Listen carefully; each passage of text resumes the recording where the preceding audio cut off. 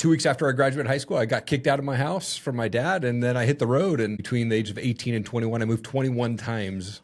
Holy, that's a lot. Yeah, so lived all over the place, slept on a lot of floors, and ended up moving to Seattle with $100 in my pocket. And yeah, it was a crazy.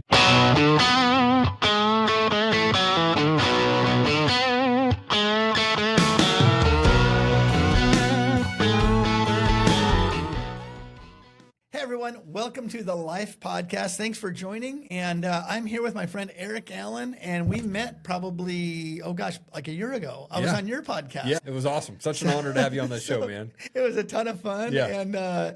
And so I wanted to have you back on mine, but I wanted to kind of get my act together a little bit before I I love it, man. I'm excited, dude. Yeah, so I'm going to read your bio, just to read a bio that I printed up here real quick. Yeah. So that our audience knows who we're talking to. Right on. Here we go. Erik Allen is a customer success manager at Axiom with over a decade of experience helping startups scale, improve retention, and deliver exceptional customer experiences. He thrives in fast-paced environments and brings a hands-on, people-first approach that aligns customer outcomes with long-term business growth. Erik holds several licenses. I say several because there was too many for me to read, spanning leadership, cloud technology, generative AI, media measurement and marketing. His credentials include team management from Harvard Business Impact Education, edX verified certificates in AWS Cloud Technology Essentials, and models and platforms for generative AI, SMS marketing certification, and fundamentals of media measurement. Beyond his role at Axiom, Erik is the founder of Erik Allen Media and a certified Maxwell coach, where he focuses on leadership, development, communication, and growth strategy. He's passionate about equipping teams and leaders to perform at their best while staying grounded in the purpose and values. Above all, Erik is a devoted father, husband, and Christ follower, and believes meaningful success starts with integrity, service, and strong relationships. Yeah. Man, welcome to the show. Thank you. I'm excited, man. So excited to be here. Truly an honor to be on your show, Dave. Dude, it's cool. I say show because it kind of sounds big time. Right? That's what you do in podcasts. You know? Yeah, there we go. But, what I try to do here is people know you from the podcast. And, I mean, we've done, 600 or something like that? Close to 600 episodes on my podcast. That's crazy. Yeah, so don't be too hard on me. Yeah, this is such a great setup, man. It's such an honor to be in here. Oh, good deal.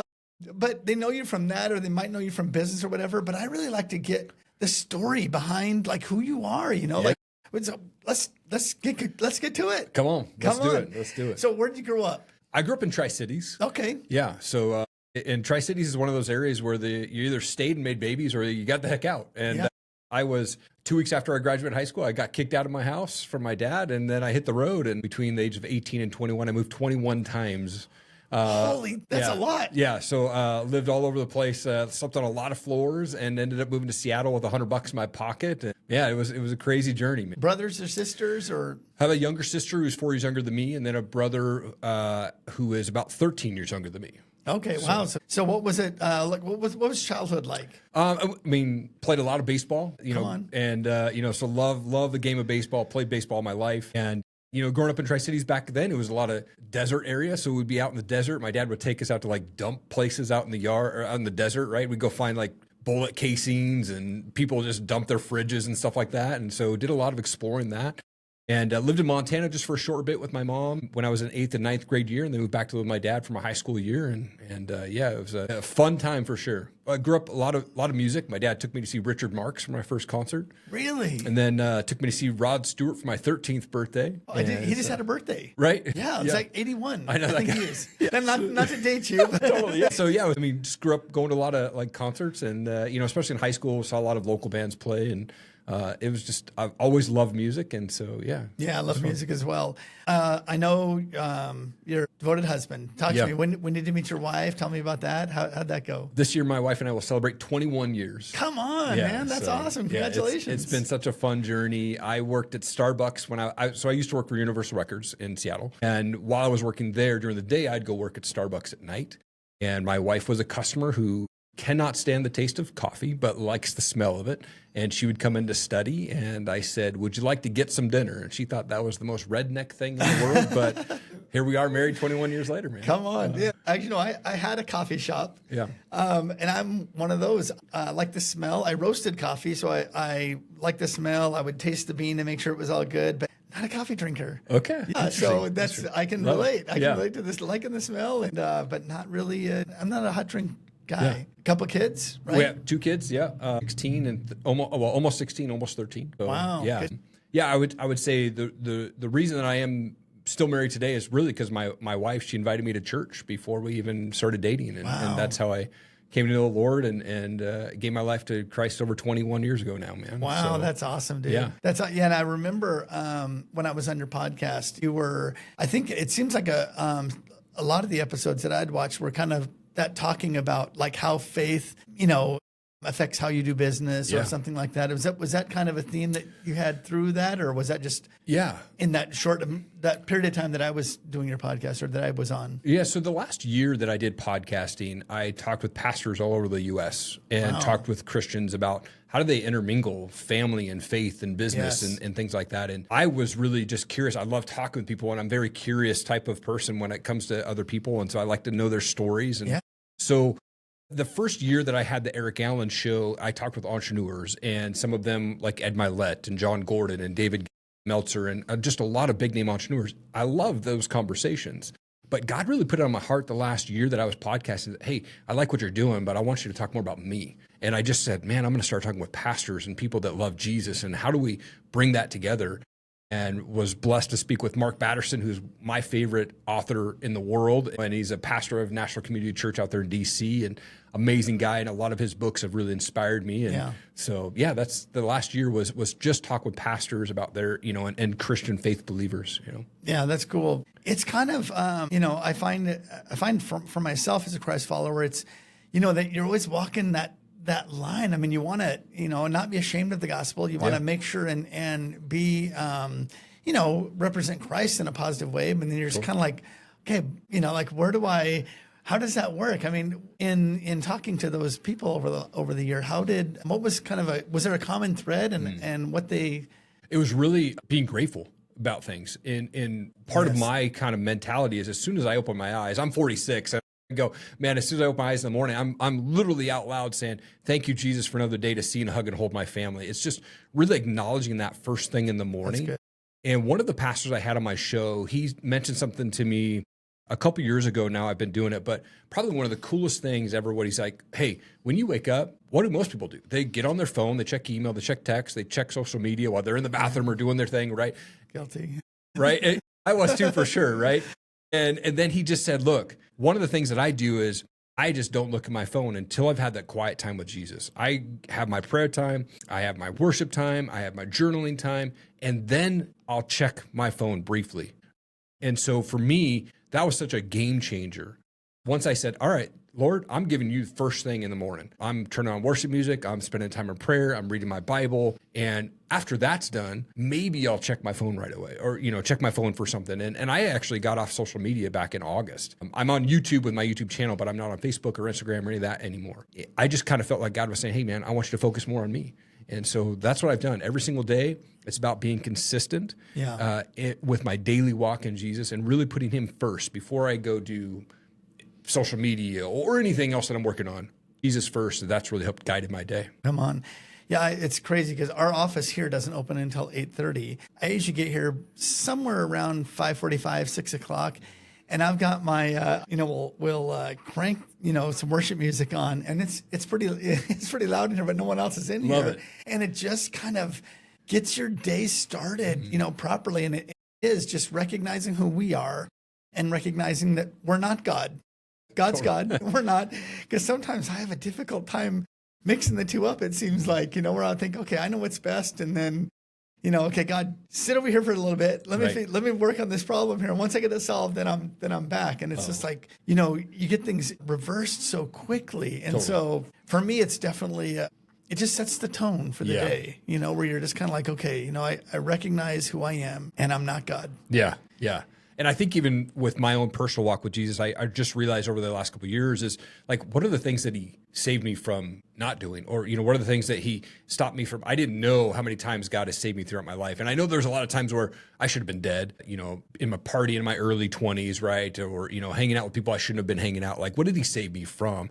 And that's such a moment where if I think back and I go, man, God is so faithful to keep me alive at this point in my life. and the things that I've gone through. But man, it's just been awesome. And Jesus has been really the forefront of that. And I tell my wife all the time, like, I believe that she was my angel that came into my life when I needed her most. And she helped me to guide me into, church. And man, it's been an awesome game changer. Wow. That's cool. So as far as spirituality or religion or whatever, what was that like in your growing up years in your household? Was there? Yeah, when I was a kid, we went to Assemblies of God Church in Richland, Washington. And my grandparents, my mom's mom and dad, were really involved in the church. My grandma sang in choir. I think my grandpa was really involved on like the pastoring side of things. He wasn't a pastor, but he taught some classes or whatnot. But I was the kid that would go to Sunday school with a pocket full of G.I. Joes, and I would excuse myself to go to the bathroom and then never come back. I would just play with my G.I. Joes in the bathroom. Yeah. Right? And so I actually loved church. I had fun. We would go to Roy's Chuck Wagon. It was a buffet place. Come on, I remember Chuck Wagon. Right after Sunday, every Sunday after church, we'd go there. But yeah, we stopped going to church when I was about 11 years old. And when I came back to live with my dad for my high school years, he tried to get me in to go to church for a bit. I just was there for the wrong reasons. And so it never really settled.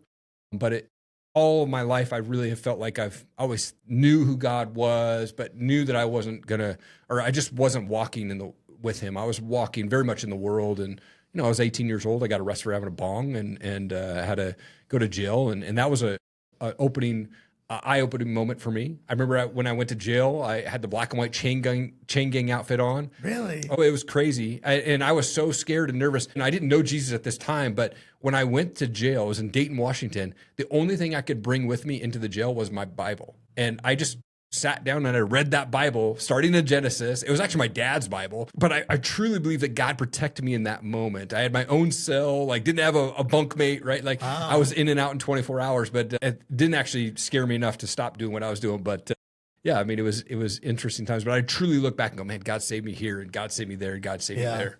Yeah. So you met your wife early, mid-20s? Early 20s, yeah. Okay. Yeah. So I find that interesting that, early on you ask your wife to dinner or whatever, and basically she's, very early on, hey, come to church with me or whatever. Yeah. What was that like? And what was your impression of who is this chick? Well, she was involved in the church. She was an intern at the church that she was going to at that time. And they had a college age event down at the church, and she had invited me to that. Okay. And it was kind of interesting. So I go down to that event and I ran into a guy that I knew from Tri-Cities. Now, this was up in Seattle area where we went to this church, or she invited me to that church. And I ran into a guy that I met in my very brief stint in community college down in Tri-Cities. And I was like, dude, what are you doing up here? And he's like, oh, I'm up here for pastoral intern. And it was a crazy connection. God just planted him there.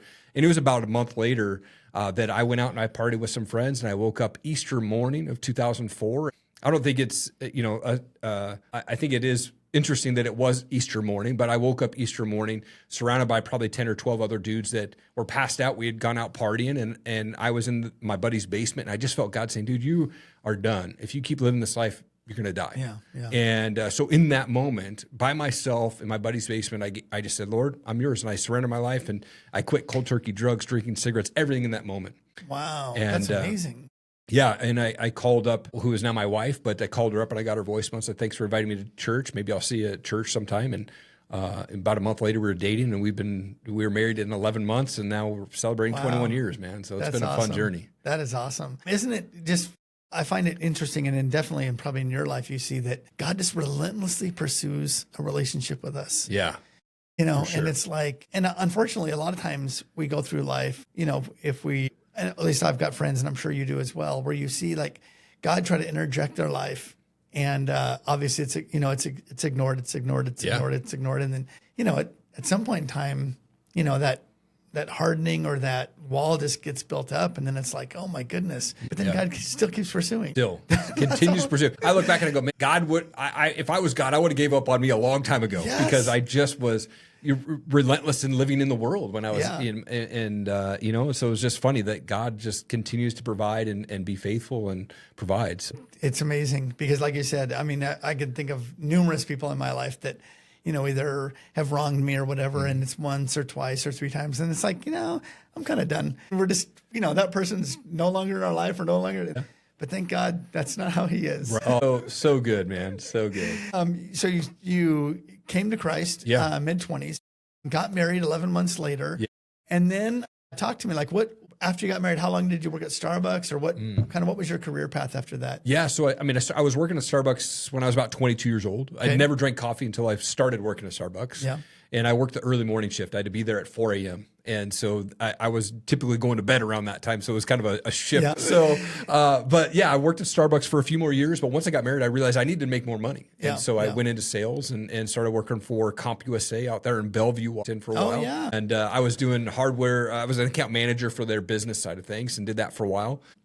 Then I've had a lot of jobs in my life. I just never was satisfied with either the environment that I was in or the pay, or I always wanted something on the other side of different benefits or things like that. And I don't know why, but I just, especially my early teenage years and 20s, I would never stay at a job very long. But Starbucks was the one job that I've gone to now 3 times over my career. Oh, yeah. And I've gone back and worked part-time, and great company benefits-wise and stuff like that. But just got into sales and got into tech. And then in 2015, I helped launch a customer success division for a startup called Evident.io, which was later acquired by Palo Alto Networks.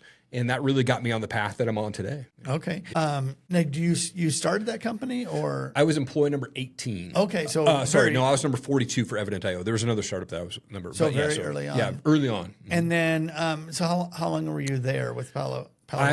I spent the first year as Evident's business development rep. So I was just cold calling companies like Verizon and Fidelity, all of which I was booking appointments for our sales guys. And those guys became our first $1 million customers. And after I did the business development rep for a year, I launched that customer success division. And then went to Palo Alto just for about a year before I left and went to work for a company called Gainsight, which is a customer success platform. And then was recruited to go to another startup called Printfection, which is swag management, shirts, hats, cups, stuff like that. And I was employee number 18 for those guys. I helped launch their customer success division.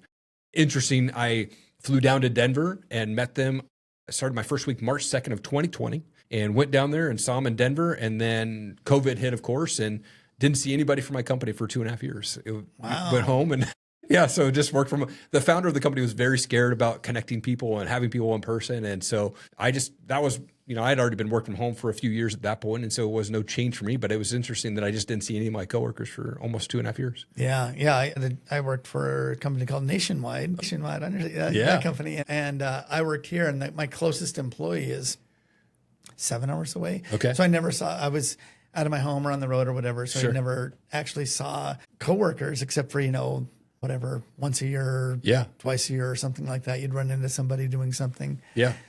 So what is that exactly? Because I've heard of customer service, but customer success, I kind of understand it, but what is that exactly? Much different than customer service, right? So customer service really is reactive. You're taking inbound calls, you're taking emails, right? Customer success is very proactive. So I'm managing accounts. I'm looking at, hey, are they actually using the features that they're paying for? I'm reaching out to them and giving them training. I'm connecting with what are their use cases? How can I connect my solutions with them to help them enhance their business? And so it's a very proactive approach versus a customer service. I'm going to sit back and wait for phone calls or emails to come through. I'm very actively reaching out, and I'm studying their usage, and I'm studying their spend, and when is their renewals coming up? I want to reach out to them 90 to 120 days in advance, right, to start to kind of get a feeler for that. And so I love that account management side, but it also allows me to kind of build that relationship proactively. I'm not just sitting back and waiting. I'm actually getting my hands dirty and saying, hey, I'm going to reach out to these guys. And it's been a fun journey for the last 10 years being in that industry.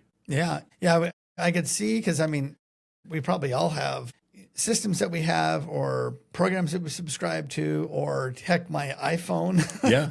And I probably know how to use maybe 10% of what my iPhone does. I do too. Yeah. I have to hand it to my kids and say, okay, hey, how do I do this? Yeah. Or my kids will say, Dad, why do you do it this way? And then they'll show me stuff. So I could definitely see where there's probably companies that are paying for this. Yeah. A lot of them spending a lot of money on a service, and they're probably using, 10% of it or 20% of it. And that's kind of what you do. Yeah. Most of my accounts are $250K and up.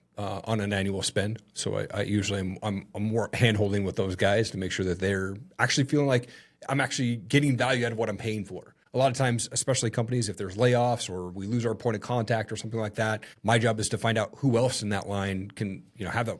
Number one rule in business, don't have just one point of contact, right? Right, have that laundry list of people that I can reach out to if that person gets let go or they go to another company and stuff like that. So yeah. That happened to me a ton of times because working for Nationwide, I did retirement planning for public employees. Okay. And so oftentimes the, whoever the office manager, the clerk or whatever, that was my point of contact. Yeah. And then they would leave and then I'd be just stuck. I'm like, okay, what do I do? So where were you like 20 years ago? That would have been really helpful. Right. That's crazy, but good words. So I saw your Maxwell, like you coach Maxwell coaching. Do you do personal coaching or do you integrate that into what you do business wise or? Yeah. So I went through the John Maxwell training. Really, all that means is that I paid a bunch of money for a certification. But he has such good stuff and he's a great author. Yep. And so I was like, if I'm going to learn any business coaching style, I want to learn John Maxwell. And so I went through the training and still have access to updated trainings and things like that. I, being a John Maxwell coach, have the ability to go and do personal coaching, business coaching, and go through different processes to help people feel like, help build their team up and show them how to do certain things. And I've used that stuff in my daily business life now. Yeah. I just take bits and pieces out of it. I don't personally do coaching right now. My job is really just intertwining some of that stuff that I've learned and use it in my everyday use. And I love absolutely being able to take that and, like I said, great John Maxwell learning and certifications and process there. And such a great dude. I actually got an opportunity to meet him and I was an MC at an event last year when he was a speaker. And so I got to meet him in person. Cool. So very cool guy. Yeah. And obviously written some incredible books. I think there's probably my favorite or one of my favorite business books, 21 Irrefutable Laws of Leadership. Oh yeah. Great book. He has a great way with words and a great way to like put things where like, it kind of sounds like common sense, but it wasn't common sense that I had I currently had. Yeah. And I mean, he's such a great dude. And being from the pastoral side of things, before he became a business coach, I mean, he was a pastor of one of the top 10 churches in the nation. Yeah. And so it was really cool to have him intertwine that into the world. And a lot of people read his books and don't realize that he was a pastor or he's a Christian, and he intertwines it very well and really brings the gospel in his books without, he really teaches the gospel in his books without it making it sound like it's preachy. Right. Yeah. I mean, and I'm thinking the 21 Irrefutable Laws of Leadership. I mean, you can see his faith intertwined in that book, but if you're not of faith, it's still a very, very good book. Yeah. Because truth is truth, right? Totally. Absolutely. Absolutely. Absolutely. Yeah, good deal. So how have you integrated your faith into like what you do? Because you're not working like in a Christian, business where people are buying Bibles from you or something. Yeah. But how do you integrate your faith into what you do? I think for me, it's about having integrity. And so it's not my job to judge anyone. I want to just love people where they're at. And so even people that I work with that may not know the Lord, if I come to them in a loving manner and show them truth and that I can be trusted, they can over time, they can see really my faith. And I'm open about it. Like, hey, I'm a man of faith. And that's about where I go unless they ask questions. Yeah. But hey, I'm a man of faith. I'll pray about that or, I'll pray for you.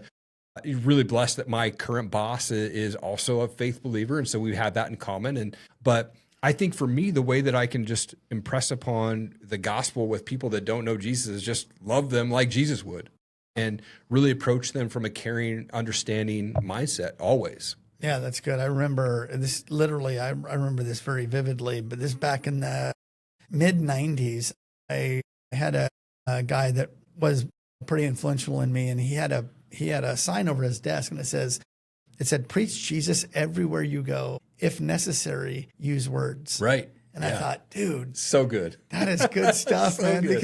And it's challenging because sometimes life happens and I might not be representing Jesus the way that I.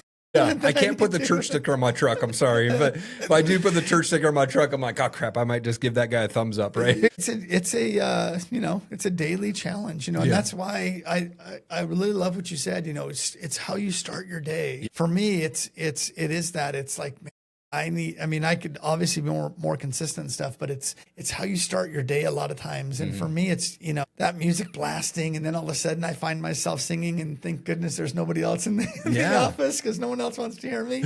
But it's like, oh my goodness. All of a sudden it's like, man, I'm feeling ready to go. I'm jazzed up.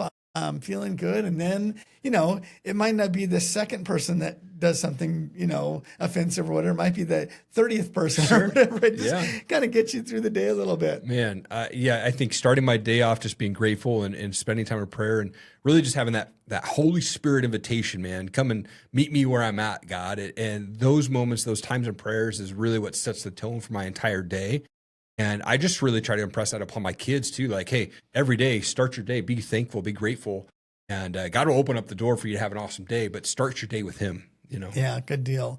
So kind of getting to that with your kids. Talk about being a dad. Like it's fun. Yeah, it is. It's fun. Yeah. The first 5 years that my wife and I were married, it was just us. And so we went down to Mexico and we built homes for on a couple missions trips. And then we had my daughter when we were married for about 5 years. And it was so much fun. It's fun to have kids. It's fun to see them grow into their own person. It's fun to see them love people and love Jesus and want to spend time like reading their Bible, want to spend time in prayer and wanting to I love seeing them love on others. And that gives me a little bit of a like pride in my wife and I that like, hey man, that's cool that we raised them right to just love on people. And so, it's super fun to see them do their own things and really start to find things that they're passionate about. My son loves playing baseball.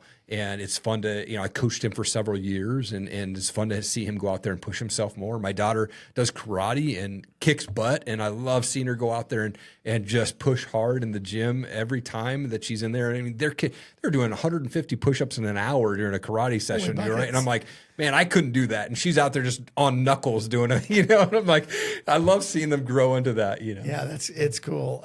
Just yesterday, after church, 'cause I'm obviously significantly older. My oldest child is 27. Okay. Got married in August. Oh, nice. Congrats. That's a weird thing. Oh, sure. It's coming. Yeah. And it's going to be it'll feel like it's next week, but it comes quickly. Yeah. And then, so my second oldest daughter, she's 22. And then my youngest daughter is, she's almost 16. Okay. But we went on just a hike yesterday and it was like an hour and a half or whatever. But just, like hanging out with them and being with them or whatever. And then on the, on the way we're driving home and my daughter, she sits in the back seat. She said, Dad, I know you're busy, but thanks for taking time to spend with me. And I'm like, are you kidding? Yeah. Thank you. So, like in my mind. And then this morning I was like, after I get to my phone, I'm like, I text my daughter. So I'm like, dude, thanks so much for taking time to hang with me because, man, it goes so quickly. It does. And we're such a very, I would say, a very tight-knit family. We didn't know anybody when we came out to Idaho. We don't have family out here, my wife and I. And so my wife homeschools. This is our third year homeschooling. And then I work from home. So all four of us in the house at the same time.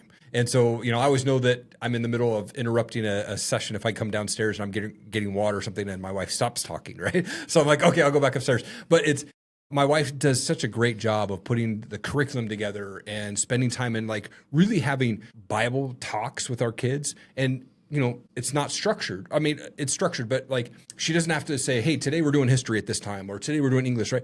If there's a world event going on, she can say, hey, kids, here's how this relates to Jesus or here's how we can be better at this, right? And oh my gosh, did you look at that? And it's from the human perspective, right? And so I love that my wife homeschools and she just does a phenomenal job at that and really takes care and supports that side of things. And, she definitely does more of the parenting than I do because I'm working and she's doing that. But she just does such a great job of raising our kids. And so it's been fun. Yeah, that's cool. Yeah, yesterday, my youngest boy, he's 16 and he's got a female interest right now. Okay. And so he went to church with their family yesterday.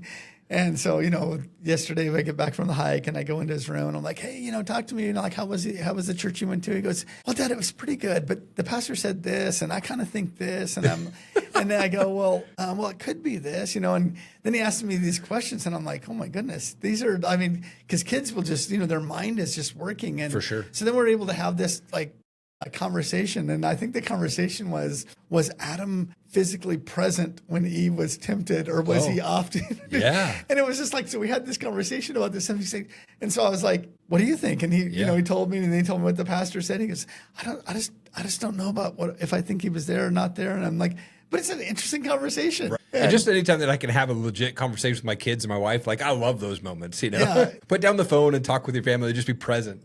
as a dad, as a husband, and it's a game changer. And I know that I've made a lot of mistakes where holding my phone or, I'm not paying attention, right? And so I really try to not be on my phone in the middle of a conversation. Right at night, I might be chilling and on my phone or whatnot, but like anytime I'm having a conversation with my kids or my wife, I want to put my phone away. And I know that I'm not 100% on that, but I definitely try for that for sure. Yeah, it's important because I mean, I notice it even if it's in your hand and you're like, I'm not looking at it, I'm just having this conversation, and then you get the buzzing. Right.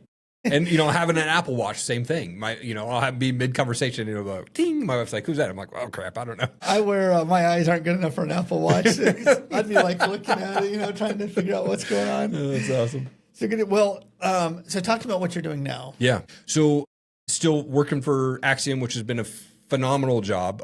Still am part of YouTube. So I'm content creation. I love doing that. And so I create a motivational video every single day I post on my YouTube channel. It's just a quick short and it's a motivational post quote on there. And that's all. I've been doing that for about 3 years now. And I do it every morning. Name your YouTube channel? Erik Allen Media. Erik Allen Media. Yeah, well, you referenced it earlier, but I'm just trying to give it another plug. And Erik Allen when we Media. post this, I'll have it in the bottom. Erik Allen Media. Yeah, cool. So I do a motivational post every day. Last year, I actually read my utmost for his highest every single day live on my YouTube channel. Wow. So I look at it from a couple different ways. One, I'm creating content, but two, when I'm long gone and dead, my family can go and see me reading that book every day. While, 20 years from now, 30 years from now, if YouTube's still around, that video is still going to be on there. They can hear me reading my utmost for his highest book. And I read that live every day in 25. And this year I changed it up a bit. I decided to get back into baseball card collecting. And for some reason I was like, something piqued my interest. And I was like, I'm going to start opening cards. And so I went and bought boxes. I have 2 boxes of 1991 Topps Stadium Club cards that are still sealed. So I'm opening 1 pack a week on my YouTube channel this year. That's and cool. So it's just a fun video series. I have fun doing it. And so really focusing on that. But I also do a lot of content creation for brands. So I've worked with Blackout Coffee and Grunt Style and Alpha Outpost and some insurance companies. And so they'll send me their products, want me to do a 30-second, 1-minute video. And I go send them a video and create it and send it back to them. So that's super cool. It's fun. So I got to talk to you about the baseball card thing because I collected baseball cards, and I literally was going through my garage last couple days ago, and I've still got in the box I think the 79, 80, 81, 82, 83 Topps collection in the box baseball, and I think I've got maybe it's Don Ross or Fleer. Yeah. I think I've got actually both. And so I've got some like super cool cards. Wow. And I'm like, I need to like look at these and figure out what I've got and what I don't have and all this kind of stuff. I was 13 or 14 years old and had thousands and thousands and thousands of baseball cards. But I have always been a fan of Nolan Ryan. And so I was building up a collection of Nolan Ryan cards. And so I sold all of my cards, which includes Ken Griffey Jr., rookie, and Bo Jackson cards, and all these cards for like $300 or $400 to this local sports card shop in Montana. We lived out there. But I kept the Nolan Ryans.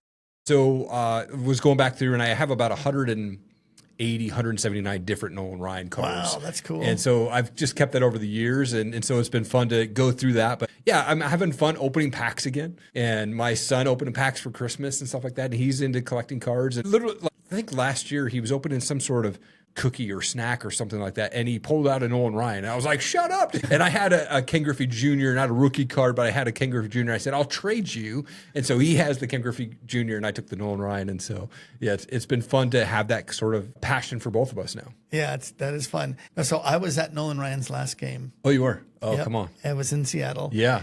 And I still remember it because I'm a big Nolan Ryan fan as well. He pitched against Dave Magadan. Okay.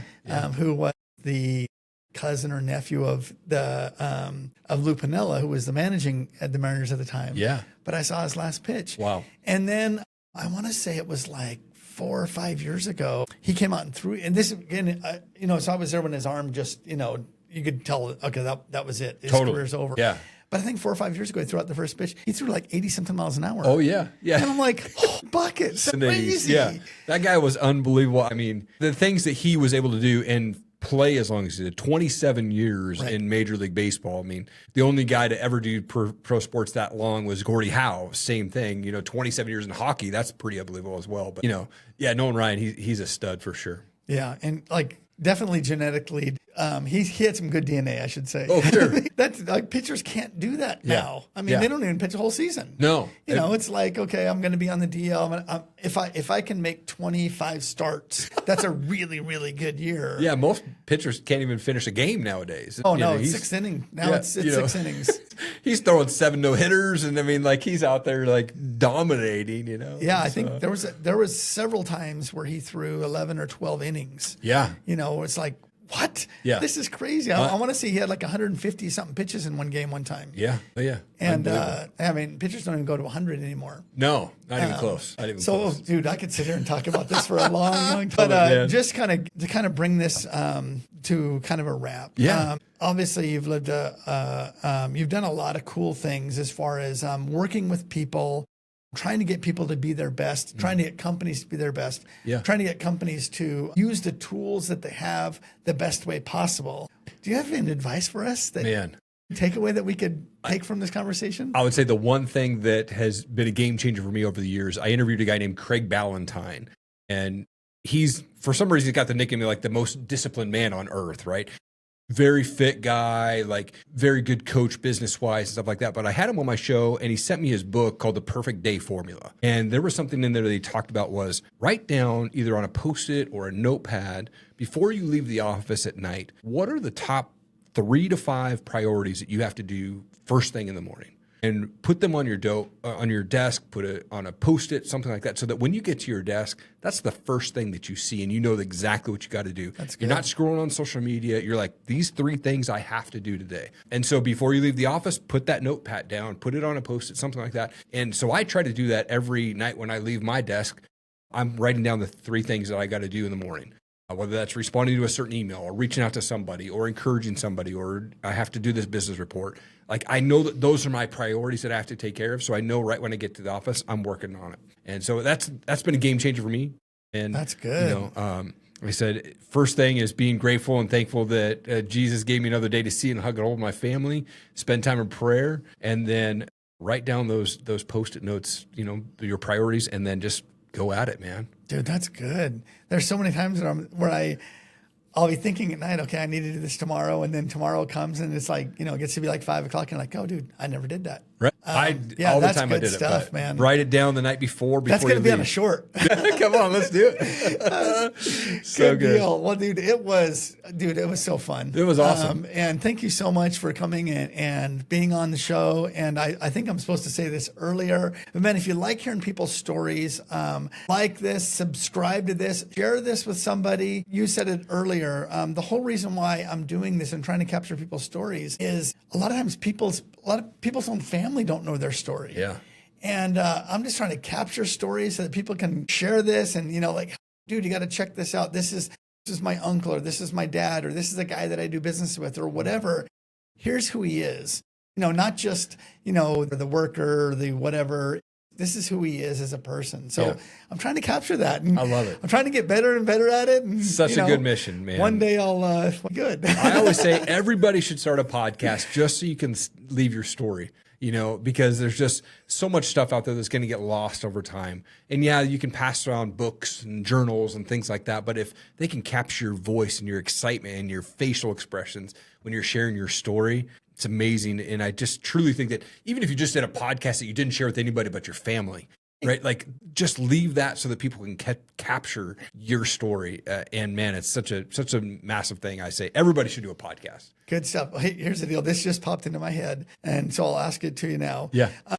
Sometime, you know, whatever, a month, 2 months, 3 months from now, let's do a podcast again. Yeah. You sit in this chair and interview me. You got it. And I'll tell my story. And I'll try to learn how to do these interviews and how to do that or whatever. Because obviously you've done a heck of a lot, like about 600 more than I've done. Well, I mean, it's an 8-year journey of podcasting. Made a lot of mistakes, but it's so much fun. But absolutely, I'd love to sit there and interview you on your show. That'd be so fun.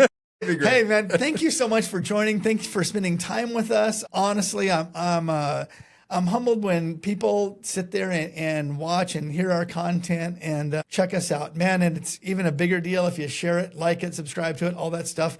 I'm still learning what you have to do to help me get this word out, but you know what to do. Help me out. Thanks a lot. We'll see you next Wednesday. Bye-bye.